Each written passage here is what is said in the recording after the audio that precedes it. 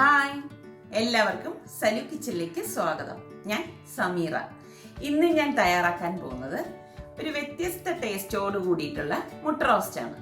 അപ്പം ഞാൻ ഇതിൽ ചേർക്കുന്ന 1-2 ഇൻഗ്രീഡിയൻസിൻ്റെ മാറ്റത്തിലാണ് ആ ഒരു ടേസ്റ്റ് മാറുന്നത്. അടിപൊളി ടേസ്റ്റാണ് കേട്ടോ. അപ്പം നമുക്ക് എങ്ങനെയാണ് ഈ മുട്ട റോസ്റ്റ് തയ്യാറാക്കുന്നതെന്ന് നോക്കാം. ഈ ഒരു മസാല ഉണ്ടാക്കാൻ വേണ്ടിയിട്ട് ഞാനിവിടെ കാസ്റ്റ് അയണിൻ്റെ ഒരു വോക്ക് പാനാണ് എടുത്തിരിക്കുന്നത്.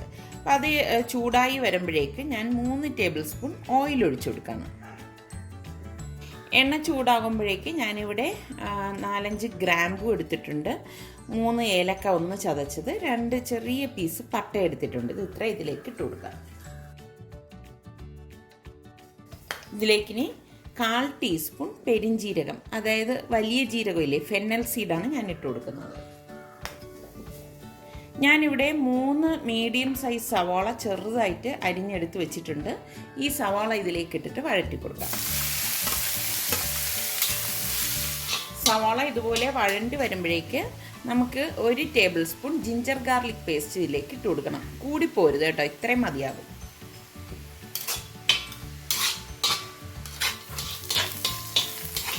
സവാള ഇവിടെ വഴണ്ടി വരുന്നുണ്ട്.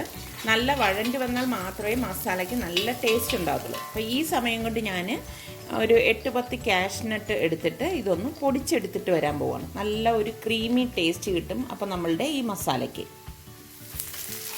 കണ്ടോ, സവാളയും ആ ജിഞ്ചർ ഗാർലിക് പേസ്റ്റ് നല്ലതുപോലെ വഴണ്ടി വന്നിട്ടുണ്ട്. ഈ ഒരു സ്റ്റേജിൽ നമുക്കിതിലേക്ക് പൊടികൾ ഇട്ട് കൊടുക്കാം.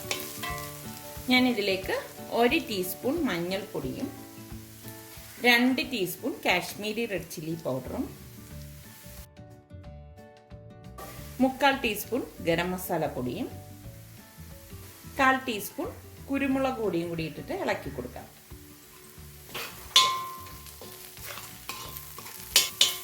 അതായത് ഈ പൊടികളുടെ ആ ഒരു പച്ച മണം ഉണ്ടല്ലോ, അത് മാറുന്നത് വരെ ഒന്ന് ഇളക്കി കൊടുക്കണം. ഇനി നമുക്കിതിലേക്ക് പാകത്തിനുള്ള ഉപ്പിട്ട് കൊടുക്കാം.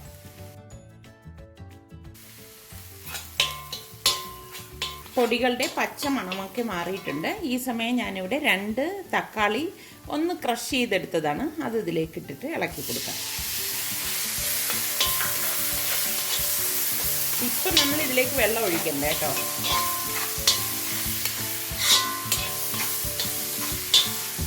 ഇനി ഇതിലേക്ക് ഞാനിവിടെ ഏകദേശം 1 ടേബിൾ സ്പൂണോളം കസൂരിമേത്തി ഒന്ന് പൊടിച്ചിട്ട് കൊടുക്കണം. കസൂരിമേത്തി എന്ന് പറയുമ്പോൾ ഉലുവയില ഉണക്കി വെച്ചിരിക്കുന്നതാണ്. അത് നമുക്ക് സൂപ്പർ മാർക്കറ്റിലൊക്കെ വാങ്ങിക്കാൻ കിട്ടും കേട്ടോ. അപ്പോൾ എല്ലാ കടകളിലും നമുക്കിത് കിട്ടുന്നതാണ്. അതുപോലെ ഒന്ന് പൊടിച്ചിട്ട് കൊടുത്താൽ മതി.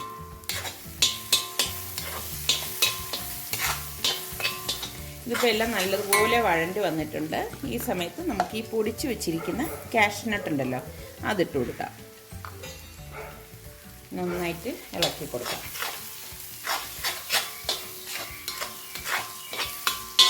അപ്പോൾ തന്നെ ഇതൊന്ന് തിക്കായി വരുന്നുണ്ട്. ഇനി ഇതിലേക്ക് 1 കപ്പ് നല്ല തിളച്ച വെള്ളം ഒഴിച്ചു കൊടുക്കണം. നല്ല തിളച്ച വെള്ളം തന്നെ ഒഴിച്ചു കൊടുക്കണം കേട്ടോ. നന്നായിട്ടൊന്ന് ഇതുപോലെ ഒന്ന് ഇളക്കി കൊടുക്കാം. ഉപ്പൊക്കെ ഈ സമയത്ത് നമ്മൾ പാകത്തിനുണ്ടോ എന്ന് നോക്കണേ.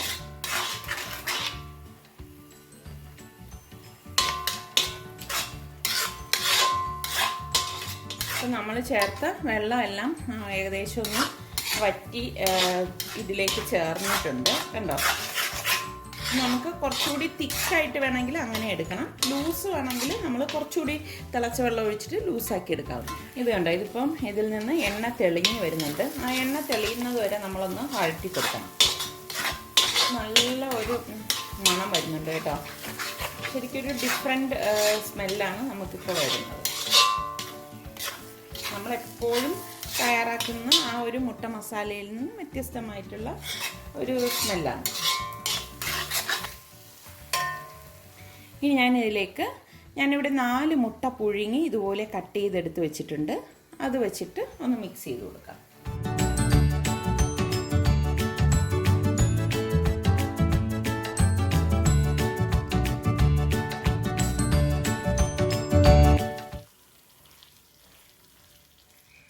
ഇനി ഞാൻ ഗ്യാസ് ഓഫ് ചെയ്ത് കൊടുക്കാൻ പോവാണ്. അപ്പോൾ ഇതിന് മുകളിൽ ഞാനിവിടെ കുറച്ച് മല്ലിയില ഇതുപോലെ കട്ട് ചെയ്ത് ഗാർണിഷ് ചെയ്യാണ്. അതുപോലെ തന്നെ 2 പച്ചമുളകും നമുക്ക് നെടുകെ കീറി ഇട്ട് കൊടുക്കാവുന്നതാണ്. വളരെ പെട്ടെന്ന് തന്നെ തയ്യാറാക്കിയെടുക്കാൻ പറ്റുന്ന എഗ് മസാല ഇവിടെ തയ്യാറായിട്ടുണ്ട്. അപ്പോൾ ഇത് നമുക്ക് ചപ്പാത്തിയുടെ കൂടെയും പൊറോട്ടയുടെ കൂടെയും ഇടിയപ്പത്തിൻ്റെ കൂടെ ഒക്കെ കഴിക്കാൻ പറ്റിയ നല്ലൊരു ഐറ്റമാണ്. അപ്പോൾ നിങ്ങളെല്ലാവരും ഇതൊന്ന് ട്രൈ ചെയ്ത് നോക്കണേ. പിന്നെ നമ്മളുടെ സലു കിച്ചൻ സബ്സ്ക്രൈബ് ചെയ്യാത്തവർ ഇനിയും ഉണ്ടെങ്കിൽ നിങ്ങൾ സലു കിച്ചൻ സബ്സ്ക്രൈബ് ചെയ്യാൻ മറക്കരുത് കേട്ടോ.